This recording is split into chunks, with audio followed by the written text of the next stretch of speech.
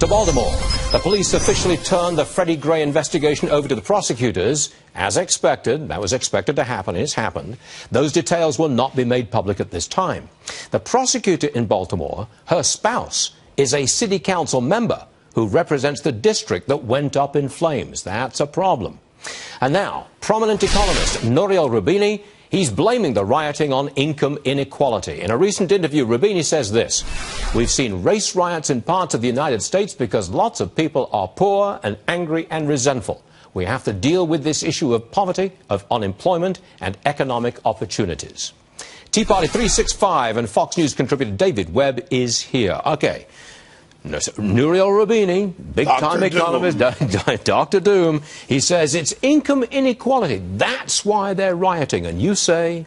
He's full of it. Because income inequality is a result of other things. By the time you get there, you've already lost a part of the battle. Failure of leadership in Baltimore for decades in many communities where they have had Democrat leadership and more progressive liberal leadership has let these economies go down, whether it comes to income inequality, jobs, the economy, education, many factors, the breakdown of the family. These all lead to your situation. So to blame income inequality is to say, well, I've got a cold and I'm going to blame the germ rather than how I got the cold. I think we're being set up so that the taxpayer is going to have to pay to rebuild what the rioters burnt down. I think the left is positioning itself to say, look, it's income inequality. It's not fair. These are blighted communities. They are victims. We must ride to the rescue and pay. More policies of the same. Absolutely wrong approach. Here's what happens.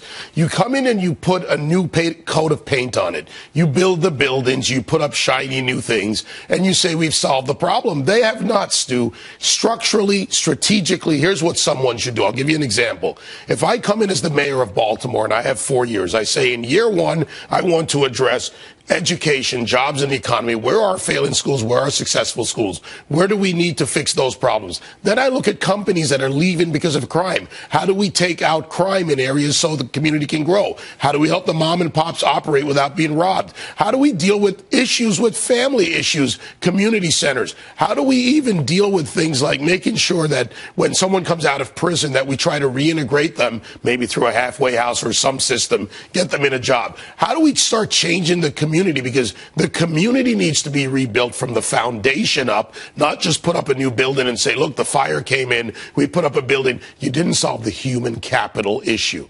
And the biggest capital is human capital. But it's a very easy response to try to buy peace. Here's $100 million. We'll rebuild it. Now be quiet. You know, the term economic redevelopment, and you and I know, and many others have thought about this term. What is it really? It goes back to what is your capital? What is your true resource? Your true resource is a good community of people by the factors I've just mentioned and many others who then want to have more, they have skin in the game. They want to earn more for themselves. They want to be better citizens, and they demand better of their government. And frankly, the community in Baltimore needs to demand more from that mayor and that police chief and others who have made incompetent decisions. By the way, don't exempt the congressman. Cummings was big walking around the neighborhood talking about how I live here. He's been in Congress for how long? The Congressional Black Caucus has been there. And what does his district look like? The community in Baltimore needs to demand more. It's their futures that are being taken away. 1 second, David. I want you to listen to what former NYPD Detective Bo Dietl said about Baltimore's mayor last hour on this program. Roll tape. Is a time where a governor can take charge when a malfeasance of a mayor, and that is malfeasance. She's caused more problems with her speeches than anything, and her destruction comment, we have to give them time to destroy, that stirred the flames. David. Social media. She made a statement. I'm not going to debate whether she misspoke, meant it, how she meant it. None of us will ever know. However, I've been in these riots in Ferguson and in other areas covering them. They communicate. Twitter, Facebook, they open up. You give them an opening and you don't arrest, whether they're 14, 16, or 26. You don't arrest rioters when they're going into a mall. You don't take their cars. You don't stop them. You don't use effective policing. You empower those that come in. And now we have the professionals.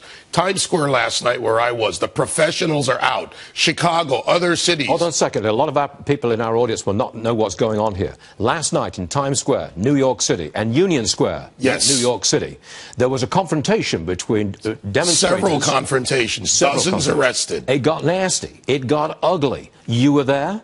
I was covering it. I was in my studio next door. I had someone down there on the street reporting back to me.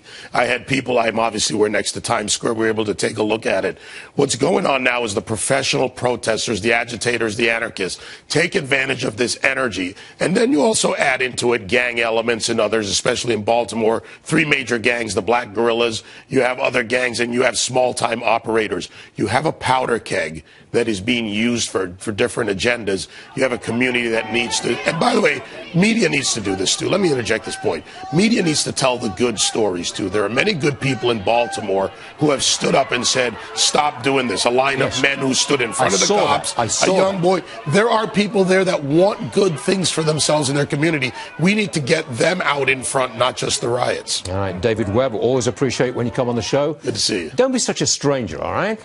Come on in. Thanks very much.